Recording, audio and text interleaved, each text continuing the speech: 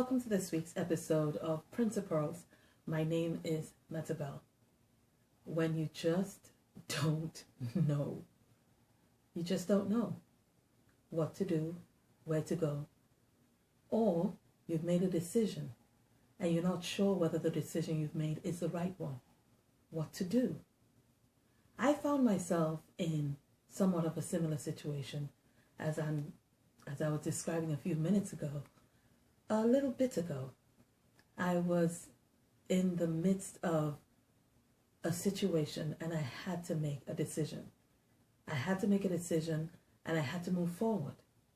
Now, in my personal life, my walk with God before now and up until this moment has been based on the fact that I would go to the Lord and I would express my desires and God would grant the desires of my heart according to my prayer. And that is very valid according to Scripture, because he said, I will grant you the desires of your heart, and that I will bless you, that your joy may be full. So it's very valid that the Lord should say that.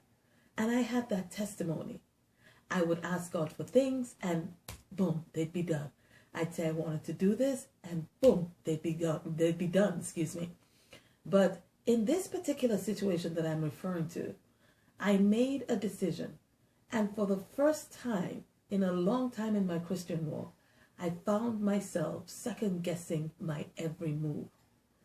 I was sure this day, I wasn't sure the next. It was okay this day, and the next I was upset because there was something going on. It was fine today, and the next moment I was down. It just wasn't like me. It wasn't a road that I had traveled before, and believe you me, it did not feel pleasant. And up until a few days ago, it has not been pleasant. Why? Because it was a situation that I was in that I was just not sure that I was doing the right thing.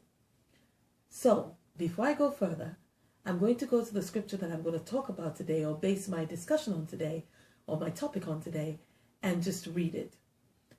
Genesis chapter 12, verse 1. Now the Lord said unto Abram, Get thee out of thy country, and from thy kindred, and from thy father's house, unto a land that I will show you. Now from this scripture we can pick out certain things. Number one, Abraham had to move because God told him to move. Number two, he had to leave his comfort zone, his country, where he was familiar with, where he knew everything. Every corner, every street was familiar to him. Number three, he had to leave his people. The people he called friends, the people he called confidants, the people he called enemies. He had to leave his circle of friends and his circle of influence, his circle of kindred people. Number four, he had to leave his family. He said, leave your father's house. And on top of all this, he actually didn't know where he was going. This God who spoke to him out of the blue said, I want you to go onto a land that I will show you. Which means that as of the time when Abraham heard that voice, he did not have a clue where he was going. He did not have a clue how he was going to get there. So how did he solve this problem? He started moving. He started packing his stuff. He packed his family and he started moving. And along the way, God spoke to him and told him, I will give you all this. And we know that in this story that Lot came along with Abraham. And it got to a point where both of them became very prosperous and their servants were fighting one against the other. And Abraham called his nephew and said, hey, this is not good that we should fight. Let us split ways. Now let's remember that it was God who told him to go to this place and established him and blessed him somewhat at that time. Now, Lot now was given the choice of making his own decision first as to where he wanted to go. And Lot looked around. He saw that everything looked lush. He saw where the land was beautiful, and he chose that land. Now, Abraham, the one who was actually called, was sort of left with the remnant, in quote, that which was not so desirable. And my friends, this was how I felt in this situation. I felt as if the good parts had been chosen and I was left with the not so desirable portion. But as I'm speaking to you now, I'm actually getting to understand, even though I know it in my heart, that the blessing does not depend on where you are. It depends on whose you are. The blessing does not depend on where you are. It depends upon whose you are. Because according to scripture, where Lot actually chose right now is nothing but barren land and desolation in present day life.